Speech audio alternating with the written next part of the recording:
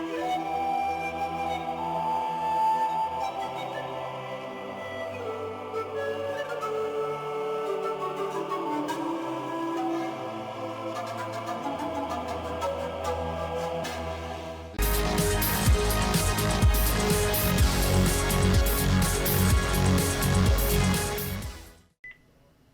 everyone, Dave Floss here, and for today's video I'm going to be doing something a little bit differently. A lot of my videos lately have been around our toys and board games and collecting and all that stuff, but the truth is I wear many different hats.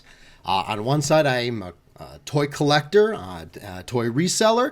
On another, I love working outdoors and doing carpentry and home fix-it projects. And on yet a third, I work in technology, and specifically in desktop support and remote access support. So for today's video, I'm going to be putting on that IT hat and talking about something that actually has come up a lot lately, not just where I work, but at home and where people are working, etc. And that is connectivity, right? So in the last year, I'm sure many, if not all of us, have had to deal with connectivity challenges, or bandwidth challenges, or all these things going on with our home network, right? You might be working from home, your kids might be schooling from home, and the demands have changed. And, you know, I will say this, if you're having no issues, everything's working great, well, you might still find this video entertaining, but probably not nearly as educational as you need it to be because you're working.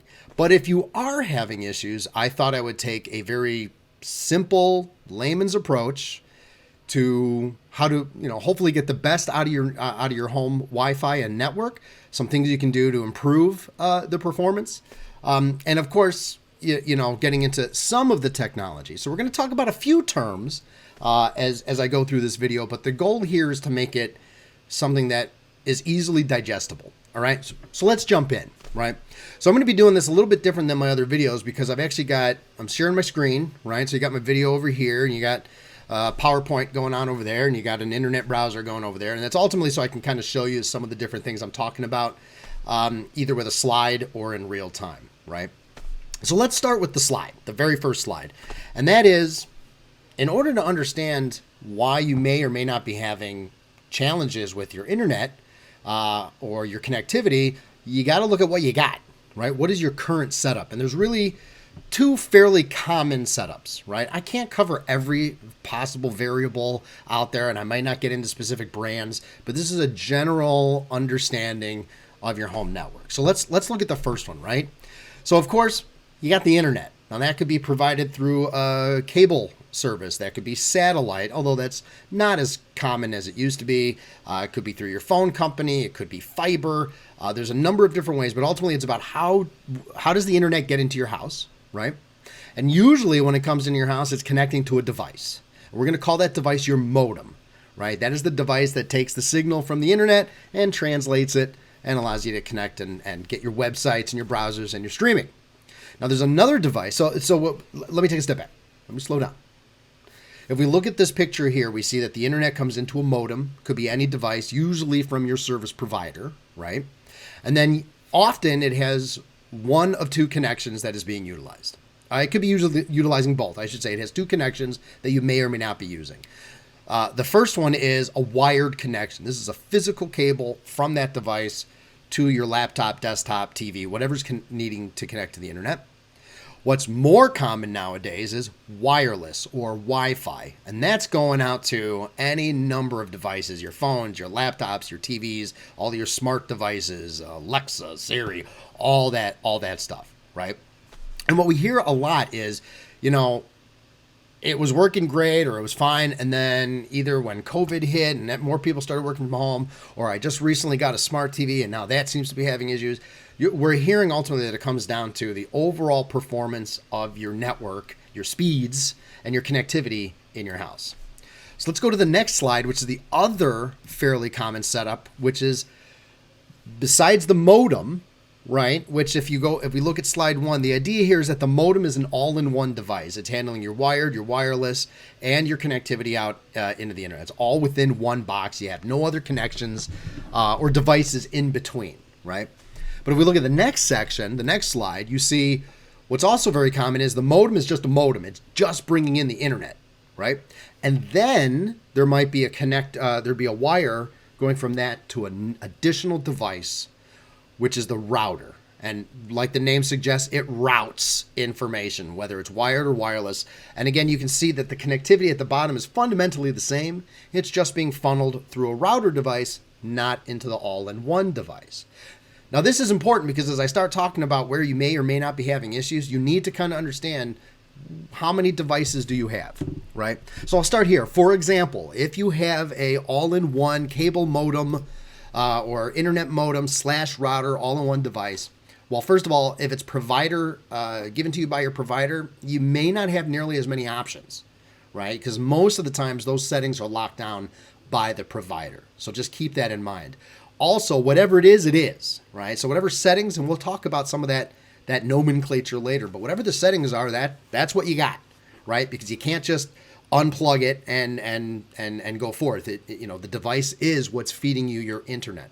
But we'll talk about some things that you can do potentially to improve it, even if you are going to keep that original device. Okay?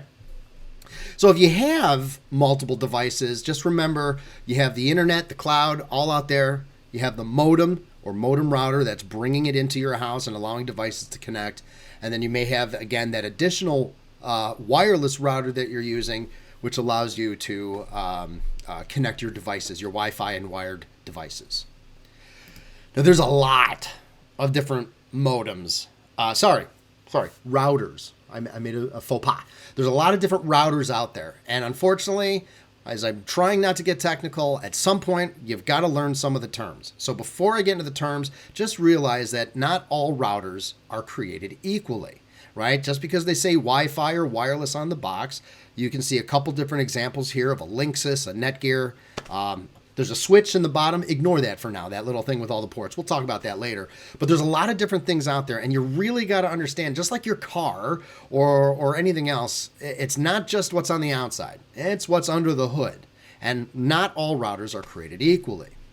What are the terms that you really need to understand? And I'm not going to get overly technical, but I'm going to tell you that you constantly hear people say, I don't have enough bandwidth. I don't have nearly enough bandwidth in my house. Or my speeds are garbage. And the first thing to understand is bandwidth can be a very generic term. Bandwidth could represent the speed coming in from the street into your house. And then bandwidth is also speeds that once it's in your house to the individual devices. And not to get overly complex, but it could even be the bandwidth or the speed each device is getting on top of that. So the ultimate thing you need to understand about bandwidth is it's just a representation of speed. How fast is your connection? How much data can be pushed to that device back and forth? And that results in the speed, either at which web pages come up, being able to stream video, download things, etc. And generally speaking, the higher the number of bandwidth, the higher the speed, the faster it's going to go.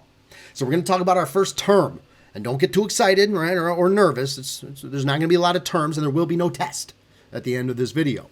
But the term is megabytes per second, right? Megabytes per second. You hear that Mbps, and you hear, this one's got a 10 or 100 or a gigabit. And ultimately, we want to break it down. So we're going to do that now. The first thing I'm going to talk about is bandwidth into your house. This is the speed coming from your internet service provider to that modem. Okay, and let's ignore all the devices you have. It's just what is that tunnel, right, between that modem and out in the universe? Because that speed is ultimately going to determine, what your capabilities are. Now on the slide here, you can see I've kind of broken it down. You've got 10 megabits per second. So let's just look at the number 10. 10 is pretty slow, right? Modern day, it used to be 10 was pretty good, right? 10 was great. Not as much. So the easiest way, there's two ways you can check, and I'll show you this in a minute. But 10 is fairly archaic. And as I say here, if you're doing basic browsing, a couple devices are connected, you're maybe doing no streaming or real basic streaming, 10 will probably get the job done, but you're at the low end, right? Then we jump into about 100. And there's anyway, you could have 20, 30, 40. I'm going to kind of do it in chunks. So if you got 100, Well, now you're going to have a much faster and better experience for things like browsing. You can start to stream HD video. You can have multiple people connected at the same time without seeing a significant. So if you're in the middle, if you're at 50, you might still be okay based on your needs, but kind of think of this as those incremental jumps. If you're at 100, this is what you should most likely expect. Now you get into 200 or even 400 or higher. These are pretty solid, blazing fast speeds. Now you're talking multiple devices, multiple connection, HD, 4K, streaming, gaming, downloading. You're good. And there's faster speeds out there, right? But again, trying to keep it in the realm of what's most common. You know, if you can go up to at least 100, you should have a pretty solid experience, especially if you're working from home. Now, I said there's two ways you can test this, right? So the first one is reach out to your provider or look at your bill. They usually will tell you what your base speed is. And they might say, hey, you've got 400, which you're like, woo, I got 400. But it can be a little misleading because 400 is generally the maximum that you're going to get. It's not necessarily exactly what you'll be getting. And you might hear expressions like, well, during peak times, or if there's a lot of people on at the same time, or if there's a major event going on where more people are connecting, your speeds can fluctuate. So think of 400 as the high mark. Now, what you really should do is check out the speeds yourself, which you can do from your computer. So if we look at the bottom corner here, I've brought up this, anybody can get to this on the internet, speedtest.net. Right? This is a great way to check what's my actual speed right now, right? It's not going to be an exact science. There's a lot of variables. So I suggest you should test it a few different times of your day, like later when you maybe are not having peak usage, not a lot of streaming, but then also test it during peak usage when there's a lot of people connected to the internet, maybe playing video games or streaming. You want to see kind of that bar of, well, this is kind of my true high end, and this maybe is a bit of the low end. And it's very simple. Once you go to the website, you just click the go, and we're going to let this run. Now, this is going to test two things. It's actually testing three things. It's testing ping. Don't worry about ping right now, right? Ping, it's a big gamer thing. If you're really into gaming, you probably know more already than this video is going to tell you about. But we're really looking at download and upload. So if we look at the download, it runs the meter. We're going to wait for that to finish, and we can see that right now I'm pulling down 431, which I sort of expect because I pay for a premium service. If we look at the upload, you might be saying, whoa, only 20? But the reality is upload is almost always going to be significantly less because you're ultimately talking about data coming in your house. You want that streaming and that downloading and everything else. But the upload is what I'm sending. So unless you're doing, a lot of web streaming, live streaming, where you need need solid speed going back out, this is an excellent setup to be able to quickly go out and query the internet, say, please give me so and such, and then the speed is really about sending it back, right? So again, real easy way to test. And again, test it at different times of the day, get a real feel for the bandwidth coming in from outside your house. Now, the last comment I'll make is, this can fluctuate based on what computer you're using. If I'm using a laptop on Wi-Fi at the far end of my house, away from my router, I might get very different results. So ideally, you want this to be either a wired connection computer you're testing from, or if your choice is Wi-Fi, make sure you're as close to your router as possible. Get the strongest possible signal so you're getting as close to an accurate set of numbers as possible. Okay? Now, we talked about bandwidth coming into your house, which is great. I got 431. But would you believe that even with this amazing amount of internet speed coming into my house, I was having nothing but issues with the devices in my house, which ultimately means that there's two chains. One was fine, speed coming into the house, but then there was chain number two, and that is the speed, once it's reached my house, being broadcast out to my devices. So let's get into wired and wireless. Now, this is talking about once it's come into your house, right? You've got a device that's broadcasting a wired or wireless signal to your device, right? So you're almost always going to hear wired is better than wireless, right? And ultimately that's pretty much true, right? Because wired is ultimately saying I'm going to give you a dedicated connection. It's going to have consistent speeds. It's less vulnerable to interference, and for the most part, depending on the distance, that speed doesn't change the further you are. It's a wire to and from. Of course, the reality is, unless you've got real easy access to existing ports or wiring or whatever else, Wi-Fi is the most common because it's so convenient. You don't have to worry about running wires all over your house from your router. So let's talk a little bit about these speeds, right? So if we look at the top part of this bar, this blue arrow, that's really talking about your wired types of connection. And you can see it starts at 100 megabits per second, right? Going up to 1,000, or also commonly referred to as a gigabit. 1,000 megabits is a gigabit.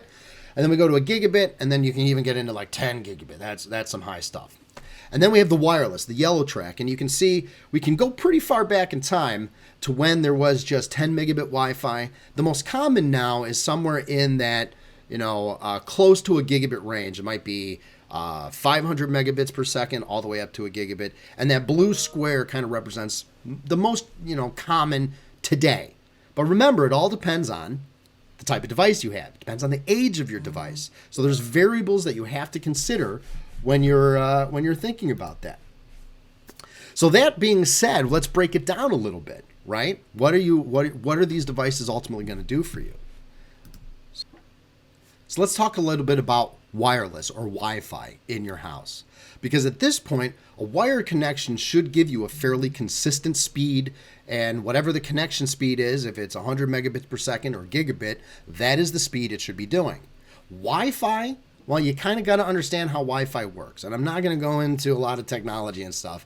What you need to understand is, because it's wireless, it's got two major challenges with it. The first challenge being is it can get interference, right? You can get interference from a number of other Wi-Fi devices you have. So usually the further, I take a step back, distance, the further away you are from your router can also affect your speed. So imagine, the further away I am, not only am I increasing the space and distance that it has to connect wirelessly, but I'm opening up space for interference, which is why you might think, oh my goodness, it's always great when I'm in my family room, when my router's right over here, but I go to my bedroom behind one wall and it's so much slower, or I lose my connection. So that's the first thing to keep in mind. Wireless is going to be impacted by a number of factors, even your house, right? If you have an older constructed house with thicker walls and plaster, things that can block that signal, that's going to have an impact on you. The other thing to consider is that there are ultimately two types of speeds that you're going to get from most common wireless routers today. And I have that listed here, and that's 5 gigahertz and 2.5 gigahertz. And here's all you really need to know. Older devices, right? Some newer, some current, but mostly older devices work off 2.5 gigahertz. And those speeds are slower. The signal strength tends to be better, which means it's not as fast, but you can go further away without losing as much of that speed. 5 gigahertz, now this new frequency, really bumped up the speeds. Now you can get wireless speeds that are comparable to wired speeds. However, they tend to be impacted again by interference, and the drop-off is significantly faster. In other words, the further away you go where it can't keep that, your speeds are not just going to slowly decline, but they tend to kind of boom, bottom out and drop. So there's a bit of a trade-off there. Now the thing to keep in mind with almost all modern day routers, if you go down the route, and we'll talk about this, of upgrading or changing out your router, most, if not all routers will support, not if they say 5 gigahertz, they will also support the older 2.5 gigahertz. Okay, so bear that in mind. It's kind of like backward compatibility. So you don't have to be as concerned if you have an older device that's not 5 gigahertz compatible, right? So you may have your brand new iPhone, right? And that works on 5 gigahertz. Great, you're going to get advantage of those much faster blazing speeds. You may also have an old iPod, right? That doesn't support 5 gigahertz. That's okay. It should still connect to these routers because they cover both ends of the spectrum. It's just not going to be as fast. Okay? So there you have an understanding kind of what does it mean when people say, oh, is it 5 gigahertz? Is it 2.5 gigahertz? Just bear in mind, it means that it's going to cover both of these frequencies, the biggest set of devices, and give you the best options for getting the best possible speed and connectivity out of the various devices you have in your home. So now let's take a second to understand all the devices you have in your home. Now, I'm not in your house. I have no idea how many devices you have. But this is a huge factor when thinking about the router you may want to choose, or even the router you have today, and especially if it's a router that's built into your modem. Because it's not just about how fast I can connect to my one phone or my one laptop. It might blow your mind, but some homes have 30 devices connected. Some homes have 40 devices connected. Some homes have 90 devices connected. It all depends. There's a couple different ways you can try to figure out. I mean, there's the simple one is walk around your house. Look at all the devices. But take a moment to realize you might forget, oh, that TV, yeah, that is a smart TV. That's a Wi-Fi connection. If it's on, it's trying to connect to Wi-Fi or is already connected to your Wi-Fi. So you got to be thoughtful about it. Now, there also might be tools either in your existing router or from your internet service provider that allow you to kind of see at least a general map of what you have going on. I'm going to demonstrate that now using this router page that I have. And when I go to my router page and I go to attach devices, I'm going to click on that. I'm going to wait for it to refresh. And here you can see I have a nice listing of different devices I have connected on my network, right? And it shows me some are wired. It's going to show me some are wireless. The great thing about this is it's going to tell me which frequency it's on. Is it 2.5 gigahertz or 5 gigahertz? Which is great. It's great. It gives me a lot of information. But I'm going to scroll to the bottom because here's what I really want to know. And how many devices right now? This is a live look at what's on my network. 43 devices, right? And today, I don't even have as many people in my home connecting remotely. So when my kids are home, I've got more phones. I've got their laptops. I've got them connecting. So think about it, I could easily jump to 50 or even 60 devices connected. Now, you may not have nearly as many devices in your home, right? If you think about it, though, you may not even know how many devices you have until you start getting an idea of just how many various devices you have. I've got some home automation. I've got Apple TV. I've got a tablet. I got a phone. It adds up quickly. And here's why that's important. I mentioned earlier, not all routers are created equally. And part of that is not just whether or not they deliver 5 gigahertz or 2.5 gigahertz or what speeds they are. It also comes down to how many devices can they support? How many concurrent active connections are going to be able to run before that router starts to basically bottleneck or choke and not be able to deliver the same performance. What's equally important here is that once the router itself is having a problem managing all of these devices and traffic, it affects wireless and wired. Suddenly that wired connection, your video streaming or your Teams meeting or Zoom call is suffering, and you're thinking, why? I've got great bandwidth coming in through my internet service provider and I have a wired connection. And that's because your router, the device managing all of this routing and traffic, is just having a general problem managing all that's going on at that particular time. I mentioned earlier, not all routers are created equal, and here is what I mean. Besides the speeds, you have to consider how much can that device truly handle. And I'm going to give you an example. Pre-COVID, go back to that slide. Pre-COVID, I had a fairly out-of-the-box $80 Linksys router, and it worked just fine. I had a couple wired connections, and most of it was Wi-Fi. Now, time goes on, and I started introducing new devices into my home. Some of these were things like video game consoles, and I noticed it when it wanted to download a game. Whoa! I mean, it was days to bring something down. Even though I had great speeds coming in from the internet, from the street, once it got in my house, boom, bottleneck, right? Now, in that case, it was a bandwidth issue. The router device didn't have the higher speeds, right, of Wi-Fi. Now, I could run a wired connection, absolutely, but ultimately, that was going to be time-consuming and potentially costly. So I started to look at, well, maybe my router just doesn't have what it needs. So I upgraded, and I upgraded to and by the way, before I tell you what I did, keep in mind, this is just my experience. I'm not here to endorse any very specific product. I'm just going to tell you what I used and how it worked for me. There's a lot of different devices out there, so you can go with what I'm talking about, or you can look at other options that are more suited to your needs. So just bear in mind, this is not a direct endorsement, just my experience. So when I did my research, I decided I'm going to move over to this Linksys Nighthawk. Ooh, well, it does sound cool, right? Why not? Nighthawk. I was going to move to this Nighthawk router for a couple reasons. One, Unlike my Linksys, it supported the 2.5 and 5 gigahertz range. Now I could take advantage of faster Wi-Fi speeds for the devices in my home that also supported 5 gigahertz. 2, and I actually have the device here without the antennas on board. You can see on the back here, it has a 4-port router, so I could also have some wired connections if I wanted them, right? And it had basically general other capabilities. It was designed for better speed, better compatibility, and supported a good number of devices. And for quite some time, a couple years, this device worked perfectly. It was excellent. I got much better wireless connection speeds. And the other thing to keep in mind is, again, not all routers are the same. This device, as you can see in the picture, has 4 antennae on it, which means it has more areas of able to connect. So all of a sudden, I also got some better range and some better speed. So keep that in mind too. The distance and the number of antennas, a lot of these things can factor into how many devices can connect, how fast they can connect, and how far they can connect from, right?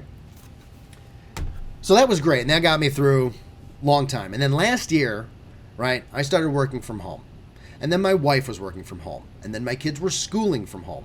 At the same time, I put in some video cameras on the outside of my house, and I added a couple Apple devices. The point is, it got bigger. The number of devices I had got bigger, and all of a sudden, I had about 60 concurrent devices. And as wonderful as this Nighthawk is, that was pushing its limit. That was pushing its limit. And the easiest way, really, to find out is to, use Google, look at the manufacturer's website, or ask the question directly. How many devices is this really set up to handle? Concurrent connections, right?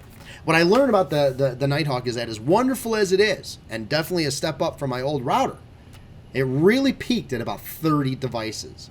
So now, again, maybe it could handle 35, maybe it could even handle 40, but 60? No. And again, a lot of these devices were pulling lots of data, lots of stuff going on, having to get figured out and routed in here.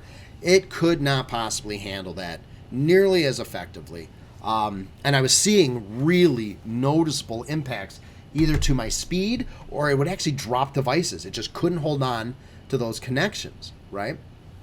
So I did a little more research and I ended up eventually upgrading to what I have pictured here, which looks like this bat wing thing flying, right? Which is just, those are the antenna. They're all built in instead of having them individually adjustable. This is another version, an upgraded version of the Nighthawk Netgear router. But what is fundamentally different about this device is it supports 2.5 gigahertz and 5 gigahertz. It actually supports a second 5 gigahertz channel. I'll talk about that maybe later. But ultimately, the guts on the inside, the processing and capable power of it on the inside, able to handle a lot more devices. No joke, just switching it out, and obviously connecting my devices, all of a sudden I saw better performance, better speed. Everything started to work much better because the router ultimately was able to handle everything I was throwing at it.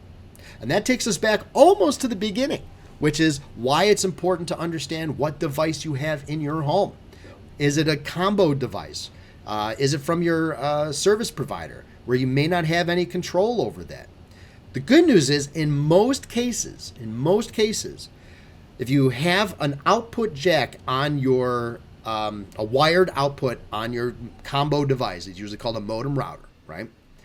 That will allow you to connect in what I'm going to just call an additional or a second router.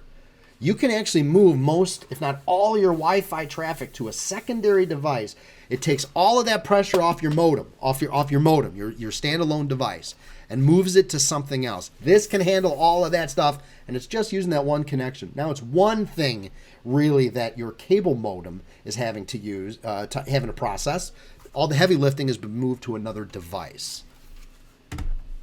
So let's kind of continue on here and see what we're talking about.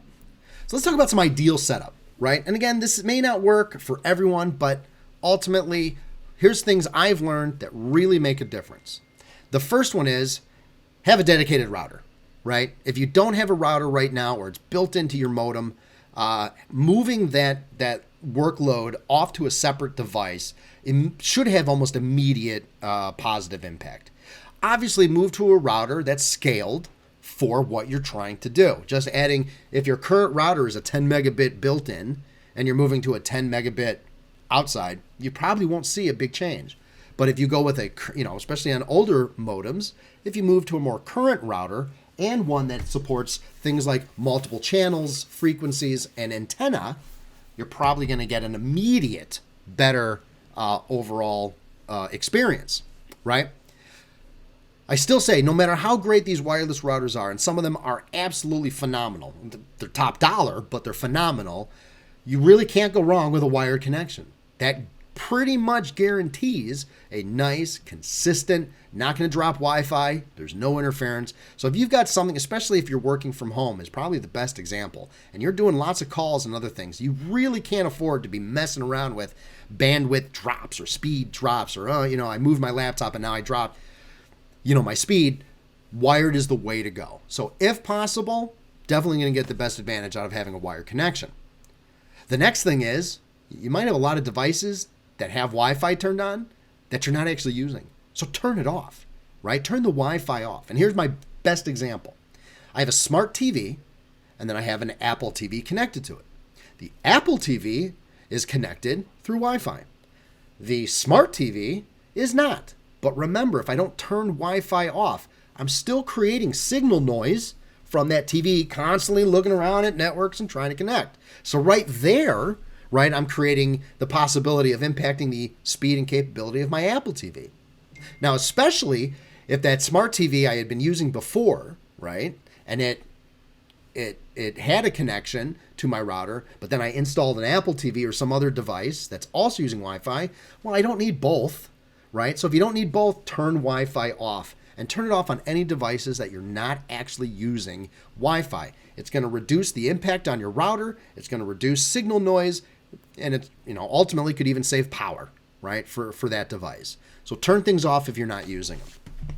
And the last thing is, with most modern devices, if you have two channels, this 2.5 gigahertz and this 5 gigahertz, you can look at isolating which devices connect to which of those frequencies. And the simplest way to put this is, when you set up a device, you really have an option. Do you want it to be one name, right? When you go to the bottom corner and pick my network, and it's called Davey, right? Do you want one name, and that's connect to whichever one makes the most sense? The device will decide, do I support 2.5 or 5? Or do you want to have it be separate and separate names? So you could have a Davey 2.5 and a Davey 5.0, for example. And here's one of the reasons you might do that. You could take high demand devices where you want the absolute best quality and speeds and put them on your 5 gigahertz network. And you can put all the other stuff on the 2.5 gigahertz network. It's not ultimately going to affect majorly, except you're really saying, I want to give my highest connectivity and bandwidth and speed to a certain number of devices without having to share that high speed stuff with everything else. I'm going to move them, because they're not nearly as intensive in their usage, to a different network. And the last comment I'll make on that is, if your router supports guest network, which is yet either a second or third, literally Davey guest, now you usually have even, and I'm not going to go into all the details, but you have a better ability to say, somebody coming to your house, not only do you not have to give them your Wi-Fi password, and by the way, if this is not clear, every network every wireless network should have a password. Never have a network, even a guest network, without a password. Everything should be locked down. It's just common security sense. So I got to throw that out there, right? But on your guest network, you can give them access to a guest network. You're not giving them the same password as your real network. And in most routers that support guest network, you can even cut down and limit, how much connectivity they get. Now, I'm not saying you got to throttle them down all the way to the bottom, but it would be awesome to say, I'm not going to let them consume bandwidth that might affect other devices in my house working. They're kind of the low end connectivity of devices. So that's all fine and wonderful. But of course, there's some caveats to almost everything I've said.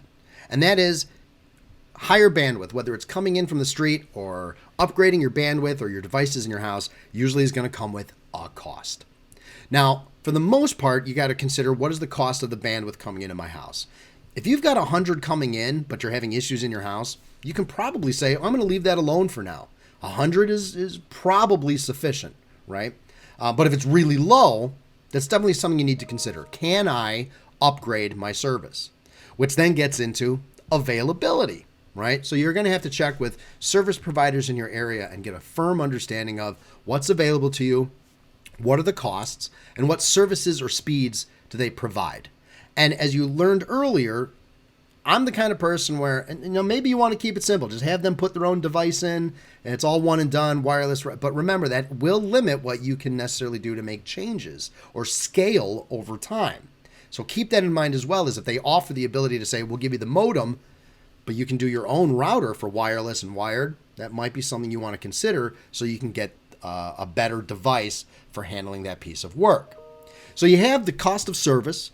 You have the cost of devices. Again, depending on the device you're looking at, you can spend $80 on a pretty simple out-of-the-box router. You could start getting into the $150 to $200 range for things like your Nighthawk.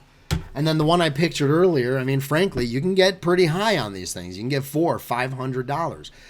I suggest you don't have to overspend, right? Don't think you got to buy the $500 one now because you might need it in 2 years.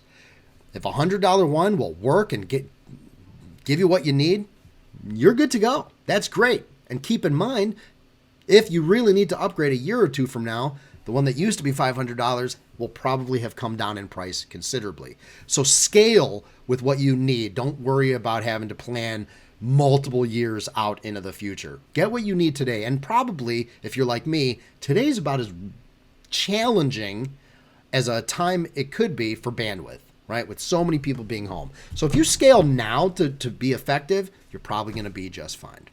And lastly, the type of devices, right? You got to consider what device do you want? Do you want to keep it relatively simple? Do you want to have multiple ports? Do you want it to support 5 gigahertz and 2.5 gigahertz? I think ultimately, if you start looking at the medium range of routers, they are going to support 5 and 2.5 gigahertz. They're going to be probably around $150, but you're probably going to get the best mix of both worlds to take advantage of the newer technologies without having to break the bank. So just bear that in mind and do a little bit of research, right?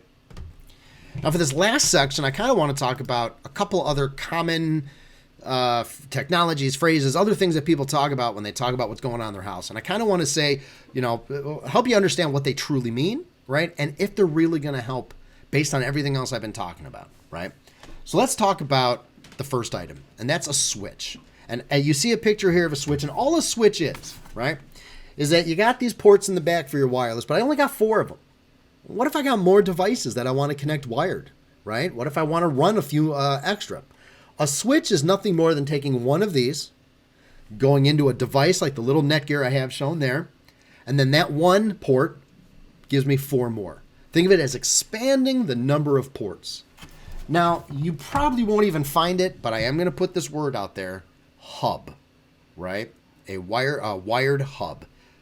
The only reason I'm saying that is, don't get it. Don't do it. You don't want a hub. You want a switch. If somebody's saying, oh, we got this hub. No hub, switch. Without getting into all the technical reasons, a switch does a much better job of actually managing traffic without it crisscrossing and causing issues and delays. A hub is antiquated technology. There's very few of them still out there. They probably have some reason that they're still out there. I don't know what it is. I'm telling you, no hub, switch. Now remember, I'm showing you this little box switch because you don't need a second one of these just because you need more ports.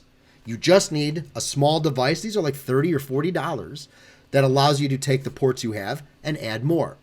The one I have pictured is a 4-port because it's got 5. One of them is the input, and then you got 4 more outputs, right? And they make different sizes. You could get an 8-port, a 16-port. You could go crazy, right? But again, depending on what you need, this just allows you to scale the number of ports you have at minimal cost. The next item we have is something called a repeater. People hear about this all the time. Man, my Wi-Fi is awesome until I get in my bedroom. And somebody will say, you need a repeater. You need something to take that Wi-Fi signal and get it all the way in there. Sometimes that's absolutely right. You've got simple repeaters like this one here, right? Just plugs into your wall. It gets configured and connects wirelessly back to your router, okay? And it has one nice feature is it does actually have a wired jack. This is actually not wired to go to your router. This is wired to go to a device. Maybe you got an older device. It doesn't have Wi-Fi, but you want it in your bedroom and you don't want to figure out how to run a cable to it. You can get a device like this, which connects wirelessly between the router and this device, and then the wire goes to that peripheral or whatever you have that you want to use. There's always pros and cons. The first thing is, if the Wi-Fi signal to your bedroom is not great in the first place, well, don't think that just plugging this in is going to suddenly make it great, right? It's a little bit better. It's plugged in. It gets its dedicated power. But it's not going to suddenly be like, man, my bedroom gets the best Wi-Fi speeds, because it's still dependent on that connection between this and the router, wherever it might be. Some people like to kind of put this in the middle, right? They kind of realize, well, right before I go into my bedroom, the signal is good. Let me put this on the wall right outside my bedroom. That way it gets a good signal from the router and gives me a little bit more range and distance further in the house. And for something like that, a device like this can work. Now, my experience has kind of been yay or nay. Sometimes they work great. Sometimes they don't. Sometimes they get disconnected. That can be a bit of a challenge. And the setup and configuration, depending on the device, could push from basic to a little more challenging. There tends to be some configuration involved when you're using one of these devices. That being said, if you really want to go to the ultimate in expanded networks, you could actually get a device like this, which, if you look at it, looks just like one of those routers I showed you. But it's not. This is not a router. This is just a Wi-Fi repeater. The difference being is, well, a couple things. This supports 5 gigahertz, which means it's going to be much faster between the router and this device. Again, think about distance. Too far away, not going to make a difference. This won't get enough of its own signal to help broadcast it further. But in the right place, you can get some really good speeds. Similar to the other smaller device, this one also has 4 ports, if I can get there, or 5 ports built right in the back. So this is a great device that if your router is over in one area of your house, this can get a good signal, let's say in your family room. You could start using some wired connections with this to your TV or to your game console or things like that. So it's ultimately just an kind of a bigger, more robust and higher speed version of this. But again, this is going to cost you about $100, $150 just for this repeater. And your experience might vary. Again, it really depends on how strong that Wi-Fi signal is inside the house to begin with and how far away this device is from its source, which is that Wi-Fi router, wherever it might be. Now, similar to these technologies, you've probably heard a lot of people say mesh. You got to go mesh. Everything's mesh. And I'm not going to get overly explanatory on this, but ultimately mesh is kind of an evolution of these devices. You can see some pictures down there below. And what a mesh network ultimately does is that if in the center of your home you have your router, right? And that is broadcasting a signal. You put these little devices, kind of systematically throughout your house, and what it ultimately does is creates a larger area, footprint, or umbrella of coverage. It's similar to an extender, but the idea is it creates this overlapping mesh that no matter where you are in your house, that signal is fairly consistent. And when it jumps from device to device, if you think about, you've got this little, I know it's a mouse, but I'm going to use an example. You got this little mesh device, right? And technically your phone is connecting to here. You're over in some bedroom, it's connecting here. And you walk through your home, and now you're in your family room. Well, now you are going to get a much better signal directly, let's say, from your router. The handoff is seamless. You never have to say, oh, I'm on my router now. Oh, I'm on my mesh 1 now.